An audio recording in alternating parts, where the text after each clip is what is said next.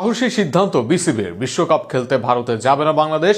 BCB নিয়েছে এমনই সাহসী সিদ্ধান্ত। এক মুস্তাফিজের নিরাপত্তা যারা দিতে পারবে না তারা কিভাবে পুরো দলের নিরাপত্তা দিবে, প্রশ্ন বাংলাদেশ ক্রিকেট বোর্ডের। আরো শুনুন প্রতিবেদন। আনুষ্ঠানিক ঘোষণার আগেই প্রথম আলো প্রকাশ করেছে বেশ চাঞ্চল্যকর এক খবর। বিশ্বকাপ খেলা নিয়ে বড় সিদ্ধান্ত নিয়েছে বাংলাদেশ ক্রিকেট বোর্ড। প্রথম আলো জানিয়েছে টি-20 বিশ্বকাপ খেলতে ভারতে না যাওয়ার সিদ্ধান্ত বিসিবির। আজ দুপুরে 17 জন বোর্ড পরিচালককে নিয়ে হওয়া সভায় এই সিদ্ধান্ত নেওয়া হয়েছে। মুস্তাফিজুর রহমানকে আইপিএল থেকে বাদ দেওয়ার পরিপ্রেক্ষিতে গতকাল রাতেও বিসিবি পরিচালকেরা অনলাইনে বৈঠকে বসেছিলেন। তখন বিসিবি পরিচালকদের বেশিরভাগই কঠোর পদক্ষেপ না নেওয়ার বিষয়ে পরামর্শ দিয়েছিলেন। তবে সরকারের হস্তক্ষেপের পর সিদ্ধান্ত বদলেছেন তারা। এর আগে ভারতে উগ্র হিন্দুত্ববাদের কারণে মুস্তাফিজকে আইপিএল দল থেকে ছাঁটাই করেছে কলকাতা। ভারতীয় ক্রিকেট বোর্ডের নির্দেশেই ঘটেছে এমন ঘটনা। এদিকে বাংলাদেশের ক্ষিপ্ত নেটিজেনদের দাবি ছিল, যেহেতু ফিজকে একার নিরাপত্তা দিতে পারবে না ভারত, সেক্ষেত্রে বিশ্বকাপে পুরো দলও নিরাপদ নয়।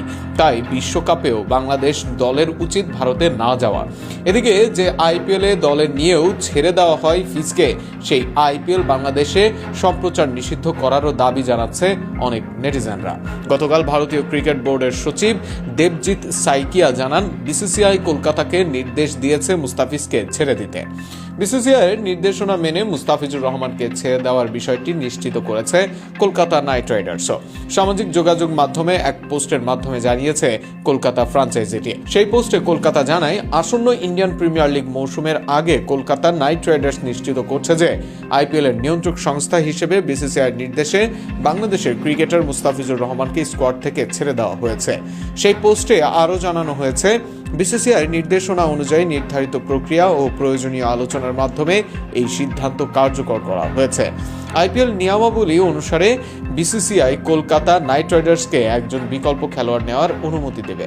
এ বিষয়ে পরবর্তী বিস্তারিত তথ্য যথাসময়ে জানানো হবে।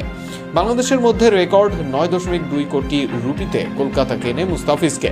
তবে এটা নিশ্চিত যে কোনো বাংলাদেশি ছাড়াই হচ্ছে এবার ইন্ডিয়ান প্রিমিয়ার লিগ।